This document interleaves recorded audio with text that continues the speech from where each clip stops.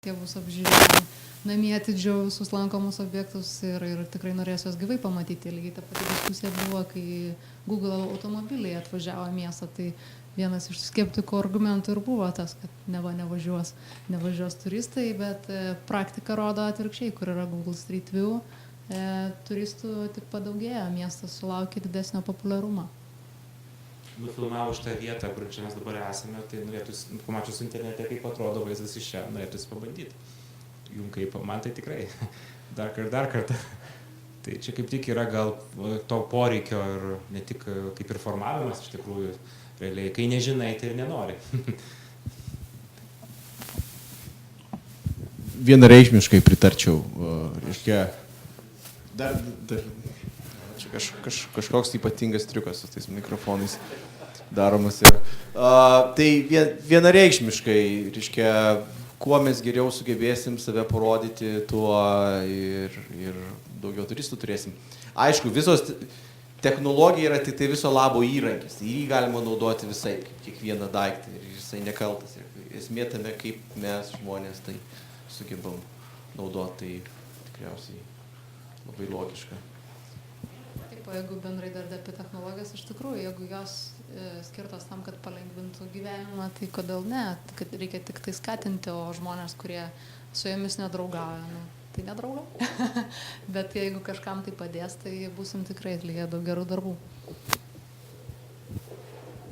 Jo, tai čia turbūt tik belieka pritarti, bet paprasčiausiai mes turbūt susidarėm, čia Vilniuje turbūt nemažas gyventojų skaičius tiek yra vyresnio amžiaus žmonės, negali sakyti, nors labai daug jaunų žmonių yra, tai dažnai diskutuojam, ar kiek tos skaitminės paslaugos yra prieinamos vyresniems žmonėms, arba kiek jie jas naudoja, nes vis tiek dar galim sakyti, daug yra interneto imigrantų, reiškia, tai, bet ką pastebėjom čia, kalbant apie orientaciją daugiau į paslaugas kokybiškas, kad per 10 pastarųjų metų iš tikrųjų paslaugos taip pasikeitė, didžiausias faktorius joms keistis yra internetas iš tikrųjų, tai praktiškai mes kuo labiau į ateitį orientuosimės, tarkim, galvosime apie 10 metų, kas bus po 10 metų Vilniuje, kokių paslaugų reikės po 20 metų, tai manau, kad kuo daugiau tos skaitmeninės informacijos bus, arba paslaugų, kurias čia galima rasti, arba daugiau ženklų, kuriuos galima dekoduoti ir surasti, tai tuo dėsis noras čia važiuoti, o aš kažkaip labai manyčiau, kad mes tikrai Vilniuje turim labai gal parodyti.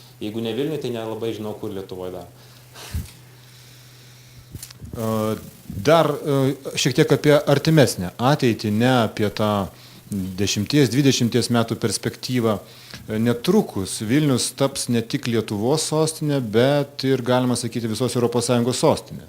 Lietuva pirmininkaus ES nuo kitų metų Liepos visus pusę metų ir čia į Vilnių plūstel srautas ir politikų, žurnalistų, visokiausių Briuselio ir ne tik Briuselio valdininkų ir galima manyti, kad bus reikšmingas padidėjęs dėmesys Vilniui.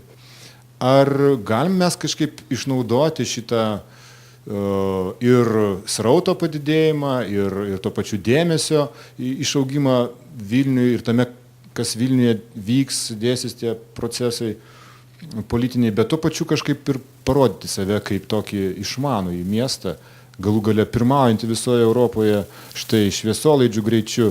Ar galim mes kažkaip tai tuos visus, kas čia atvyks, Europos biurokratus, nustebinti ir kad jie išsivežtų atgal į Briuselį tą žinią apie išmanų, nuostabų Vilnių?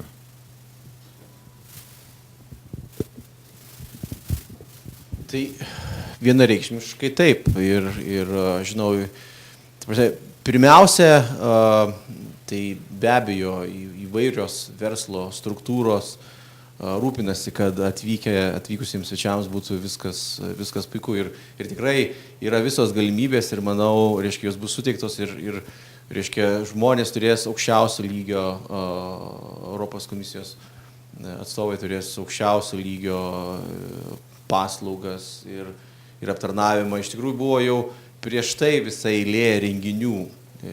ESBO konferencija, buvo, reiškia, NATO konferencijos, prezidentų, JAV prezidento vizitai ir taip toliau. kiekvieną kartą, kiekvienas toks renginys, mes kaip Teo aptarnaujame, jau esame aptarnavę labai didelį jų skaičių, o organizatoriai turi didžiulius poreikius, turi didžiulius reikalavimus ir iki šiol mes gaudom tik tai padėkas ir visi čia atvažiavę nustemba. Jie nustemba tos infrastruktūros lygių, kuris yra ir jie pamato ir tai čia tikriausiai yra viskas tvarkoja. Tai tame lygyje net klausimo nėra. Daugiau tikriausiai yra klausimas, kaip mes jiem sugebam parodyti Vilnių ir likusią dalį Lietuvos, ar ne, tie žmonės, kurie čia bus. Tai tiek skaitmeniniu būdu, tiek neskaitmeniniu būdu, reiškia, kiek mes juos, reiškia, parodom, vežiojam, linksminam, sudarom pramogas, kiek jiem čia yra smagu ir faina, kiek mes jiem čia šypsomės galų gale, reiškia, ir kaip lengva jiem yra susišnekėti, reiškia, Vilniaus viduje. Aš buvau, žinokit, nustebę, reiškia, parduotuvių pardavėjus vis kažkaip tai negirdėdavau, kad gyvai kalba ir atsakinėja užsieniečiams, pavyzdžiui, anglų kalbą, bet buvau labai maloniai nustebęs. Iki parduotuviai, reiškia, prieš savaitę, reiškia, kuomet, reiškia, pardavėja, maloniai pasakė, reiškia, tam atėjusiam žmogui, kiek jam, reiškia, už kokią sumą jam reikia sumokėti ir taip toliau. Ir aš matau to užsieniečio akise, jam toksai nustebimas, wow, žiūrėkit, su manim jau čia ir šitam kanale šnekasi. Tai daugiau klausimas yra, kaip mes esam, reiškia, lietuviai yra šiek tiek tokie šalti žmonės ir tokie kažkokie atstumai. Tai, ta prasme, kaip jiem čia yra smagu ir malonu, kokia ta gera aplinka yra, reiškia, visom prasmėm, ne tik IT ir telekomunikacijų lygių.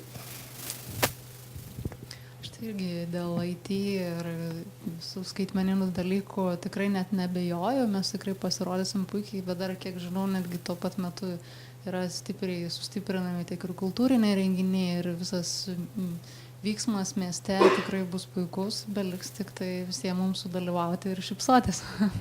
Aš visai artimai, kiek žinau, Nacionalinė meno galerija taps žurnalistų centru ES, tai tikrai mums iš tikrųjų Vilniečiam reikia išnaudoti tą galimybę. Tikrai nebejoju, kad tikrai mums pasiseks. Turim įvairių iš tikrųjų tų istorijų Vilniuje esančių didelių renginių. Mano prielaida, kad mes jau išmokome didelius projektus arba didelius renginių projektus. Tai turbūt man daugiausiai kaip ir pavyzdys galėtų būti Europos krepšinio čempionatas, kai galima sutelktom jėgom padaryti gerą renginį, kuris turi labai didelį rinkodarinį poveikį pasaulyje. Esu matęs tyrimų, tiksliau lietuviai net nežino, gal žino, kad tai buvo pirmas nei minusą nuėjęs projektas valstybinis, bet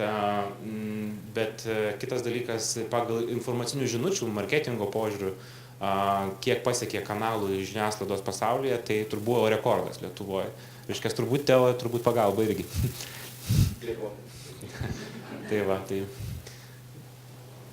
Tai kaip renginys, kaip problema, kaip koks nors, taip ir idėjas turi būti išgyventų, kaip padaryti Vilniečius. Vilniečiam įdomu vietą. Aš pats norėčiau vieną komentarą pasakyti. Iš tos pusės, kaip turistai atvažiuos dabar tie srautai auga visą laiką ir jie, tas augimas yra didelis ir viešbučių pas mus yra, kiek žinia, dar šiek tiek per mažai, kaip Vilniui, kaip tokiam miestui, kuris sulaukia tokių srautų.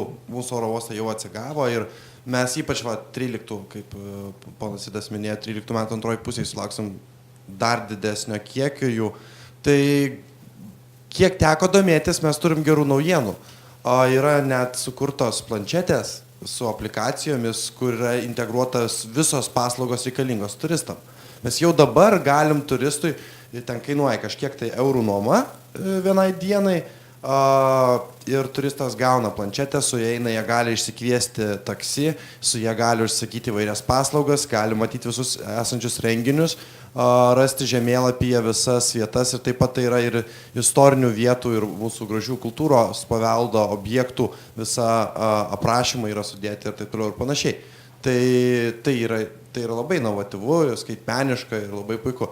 Ir neabejoju, kad vien tai, kad kaip plečiasi mobiliųjų aplikacijų įmonės, kaip plečiasi tos jaunosios interneto ir IT paslaugų kompanijos, kad jos dar pasiūlys ir jau labai greitai įvairių kūrybinio turizmo paslaugų.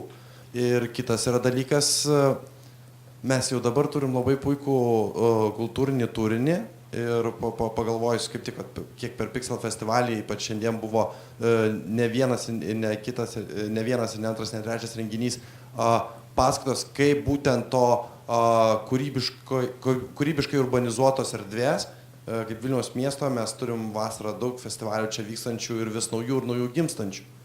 Ir net toks dalykas kaip Lofte įvykusios Joninės, tai buvo miesto festivalis.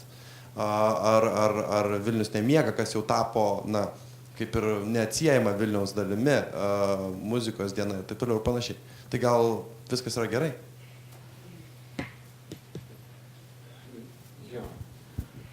Iš tikrųjų, štai žvelgiam į